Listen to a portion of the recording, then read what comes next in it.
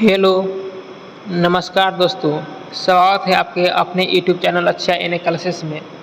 दोस्तों, आज के इस वीडियो में हम लोग पढ़ने वाले हैं जीएनएम फर्स्ट ईयर का साइकोलॉजी।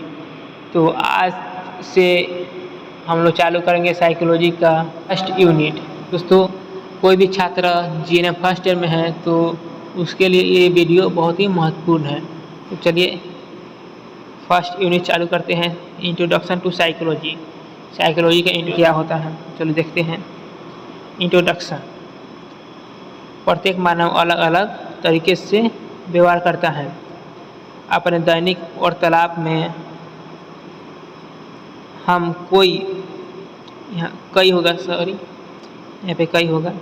कई बार टिप्पणी करते हैं कि कोई बच्चा या व्यक्ति दूसरे की अपेक्षा विभिन्न प्रकार से व्यवहार करता है। कभी कभी लोग किसी भी स्थिति के अनुकूल स्वयं को ढाल लेते हैं, परंतु कहीं लोग चिंतित, क्रोधित या झगड़ालू होते हैं। मनोविज्ञान का अध्ययन हमें प्रश्न का उत्तर खोजने में वैज्ञानिक मार्ग दिखाता है। एक नर्स केवल स्वयं को बल्कि दूसरे लोगों को जानने का प्रयास करती है।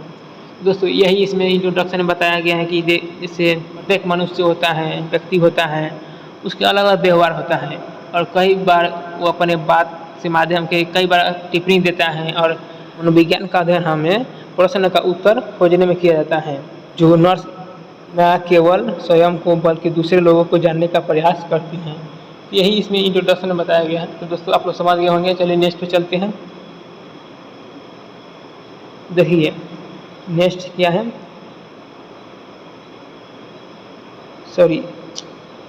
यहाँ पे मनोविज्ञान होगा, गड़बड़ हो गया है। तो देखिए यहाँ पे मनोविज्ञान की परिभाषा होगा। तो मनोविज्ञान की परिभाषा देखेंगे, कई लोगों ने अलग अलग परिभाषा दी है इसको। चलिए देखते हैं मनोविज्ञान की परिभाषा क्या है। मनोविज्ञान शब्द रूल ऑफ वोल्ट द्वारा 1950 में प्रयुक्त किया गया था। मनोविज्ञान को ग्रीक शब्द से लिया गया है। देखिए मनोविज्ञान जो शब्द है वो रूल ऑफ वोल्ट ने 1950 में प्रयुक्त किया गया था। जो मनोविज्ञान शब्द हैं वो ग्रीक शब्द से लिया गया है। जो साइकोलॉजी दो शब्दों से बना होता है, साइको प्लस लॉजी। साइको का अर्थ होता है आत्मा, लॉजी का अर्थ होता है अध्ययन करना। तो आत्मा का अध्ययन करना क्या कहलाता है? साइकोलॉजी कहलाएगा। चलिए अब इसका डेफिनेशन देख लेते हैं। देखिए डेफिनेशन, तो मनोविज्ञान मानव और पशु के व्यवहार का विज्ञान है, जिसमें मानव के व्यवहार के साथ साथ पशु के व्यवहार के भी अध्ययन किया जाता है।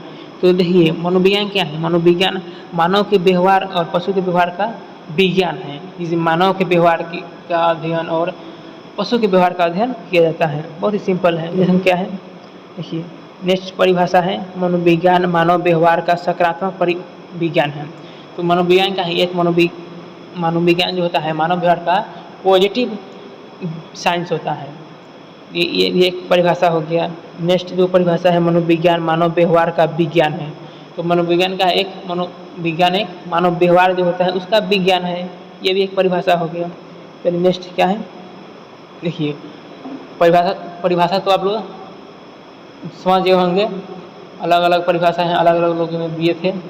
देखिए अब चलते हैं मनोविज्ञान की प्रकृति क्या है और अर्थ क्या है। तो मनोविज्ञान का अर्थ क्या है, नेचर क्या है। चलिए मनोविज्ञान एक विज्ञान है। मनोविज्ञान का एक विज्ञान भी है। मनोविज्ञान एक सामाजिक विज्ञान भी है, समाज का भी विज्ञान है। एक सकारात्मक विज्ञान है, पॉजिटिव साइंस है। एक प्रायोगिक विज्ञान है। ये एक मनोविज्ञान एक प्राकृतिक विज्ञान है और मनोविज्ञान एक विकासशील विज्ञान है। तो ये क्या हो गया, मनोविज्ञान की प्रकृति हो गया, विज्ञान हो गया, सामाजिक हो गया, सकारात्मक हो गया, प्रायोगिक विज्ञान हो गया और प्राकृतिक विज्ञान हो गया, विकासशील विज्ञान हो गया। ये सब क्या है, उसकी प्रकृति हो गया। तो बहुत ही सिंपल है, इसको आप समझ गए होंगे। चलिए नेक्स्ट पे चलते हैं।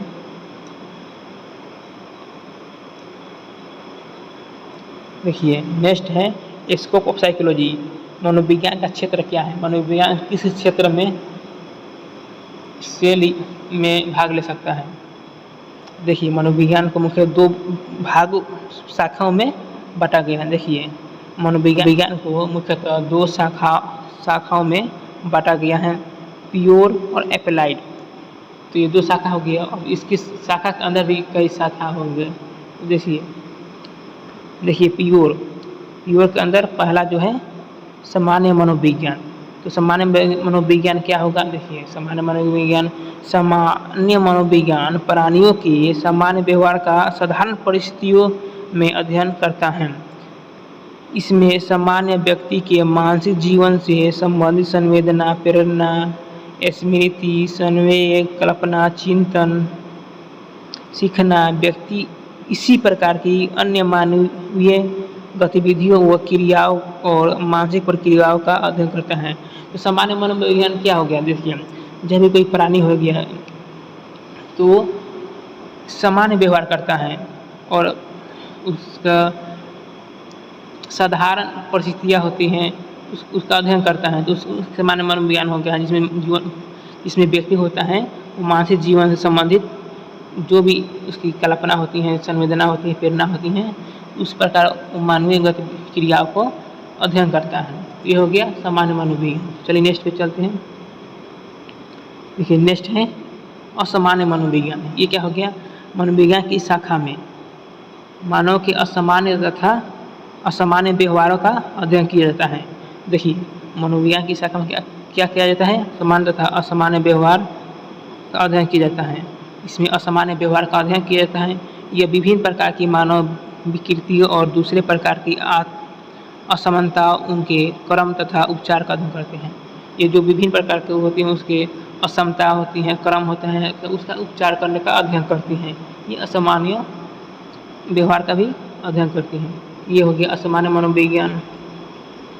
नेक्स्ट है, देखिए नेक्स्ट है सामाजिक मनोविज्ञान। सामाजिक मनोविज्ञान क्या होता है? इसमें समाज के मानसिक स्थिति, समाज के प्रति चिंतन आदि का अध्ययन किया जाता है। इसका उद्देश्य ऐसे नियमों का अनुसंधान करना है जो सामाजिक संबंध तथा सामाजिक संगठनों को स्थिर हो सके। देखिए सामाजिक मनोविज्ञान क्या हो सकता है? इसमें समाज की मानसिक स्थिति क्या है, समाज के प्रति चिंतन को भी अध्ययन किया जाता है।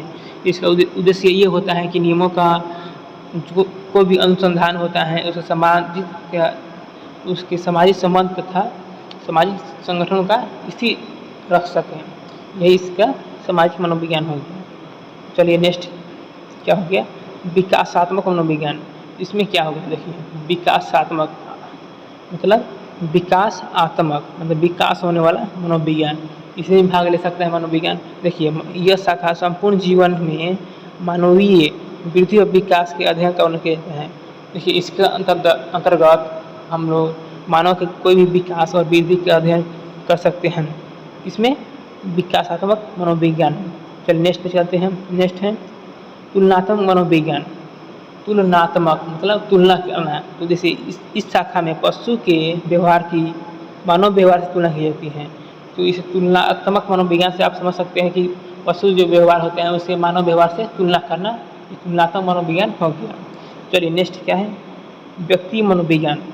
व्यक्ति देखिए इस शाखा में व्यक्ति के व्यक्तिगत यहाँ पे भेदों नहीं होगा, भेदों होगा, भेदों के बारे में अध्ययन किया जाता है।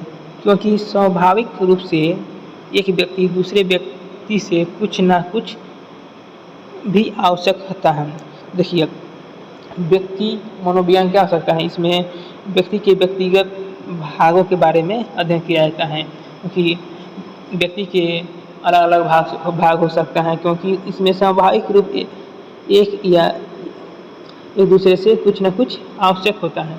क्योंकि इसमें एक या अलग अलग हो सकता है, दूसरे से आवश्यक हो सकता है, वो व्यक्ति मनोविज्ञान होगा। चलिए नेक्स्ट पे चलते हैं। समूह मनोविज्ञान। समूह मतलब ग्रुप साइकोलॉजी। सॉरी यहाँ पे विशाखा नहीं होगा, सॉरी ये होगा। इस शाखा के अंतर्गत समूह में व्यक्ति के व्यवहार का अध्ययन करते हैं। क्योंकि समूह सॉरी यहाँ पे मनोविज्ञान होगा। समूह मनोविज्ञान समूह को बनाने वाले व्यक्तिगत यहाँ पे मनोविज्ञान होगा, मनोविज्ञान से भिन्न हो सकता है। ये क्या हो गया, ये किसी भी शाखा के अंतर्गत समूह की जो व्यवहार होता है उसका अध्ययन किया जाता है, वो समूह मनोविज्ञान हो गया। चलिए नेक्स्ट पे चलते हैं। प्रयोगात्मक मनोविज्ञान, मतलब इसका मतलब क्या हो सकता है, प्रयोगात्मक, प्रयोग करने वाला मनोविज्ञान है। मनोविज्ञान के इस अध्ययन की ये सबसे महत्वपूर्ण विधि है। इस प्रयोगात्मक मनोविज्ञान में मानसिक प्रक्रिया और व्यवहार से अध्ययन का प्रयोग किया जाता है। ये ऐसा मनोविज्ञान है जिसमें कोई महत्वपूर्ण विधि अपना सकते हैं, प्रयोग कर सकते हैं और व्यवहार से अध्ययन का प्रयोग भी इसमें कर सकते हैं। ये क्या हो गया, प्रयोगात्मक मनोविज्ञान हो गया। चलिए नेक्स्ट क्या है, नेक्स्ट पे चलते हैं। जैविक मनोविज्ञान, ये क्या होगा, जैविक, इसे जीव मनोविज्ञान भी कहा जाता है। इसमें इस क्षेत्र का पता लगाया जाता है कि जैविक प्रक्रियाओं किस प्रकार किसी के मन के व्यवहार करती हैं, तो ये व्यवहार का अध्ययन करती हैं।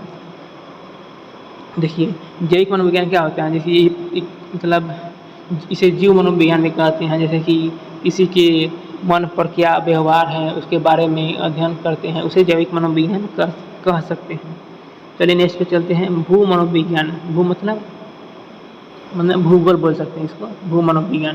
तो इसमें क्या है, यह शाखा भौतिक पर्यावरण जैसे कि मौसम, जलवायु, भूमि के संबंध में भूद्रव्य का संबंध व्यवहार से साथ कैसा होता है। इसमें यही बताया जाता है कि मतलब पृथ्वी के संबंध में भूद्रव्य का संबंध व्यवहार का अध्ययन कैसे होता है। इसमें भौतिक पर्यावरण के बारे में बताया जाता है कि इसमें का व्यवहार कैसा होता है। तो ये भू मनोविज्ञान हो सकता है। ये हो गया, प्योर खत्म हो गया, इसका 10 पॉइंट था। चलिए नेक्स्ट जो है अप्लाइड में भी पॉइंट है इसका। तो पहला हो गया शैक्षिक मनोविज्ञान, एजुकेशन साइकोलॉजी। इसमें देखिए, इसमें लिखा हुआ है,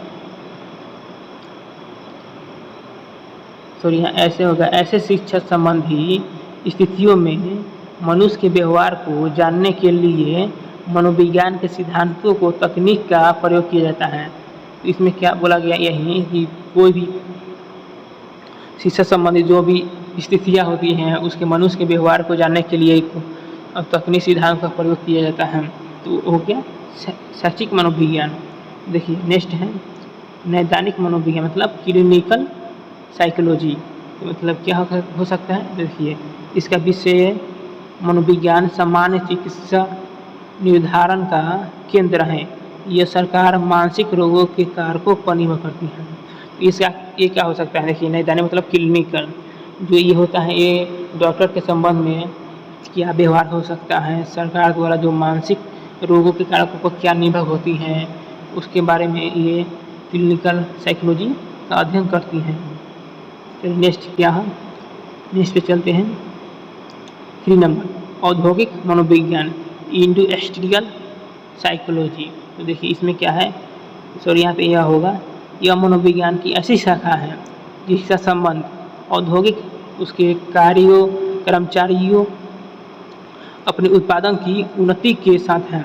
ये औद्योगिक क्या हो सकता है, जैसे कोई भी कंपनी में कोई काम कर रहा है और उसे के कार्य हो सकता है, कर्मचारी हो सकता है, उसके उत्पादन क्या हो सकता है, उसकी उन्नति के करने के लिए उसका व्यवहार का अध्ययन कर सकते हैं।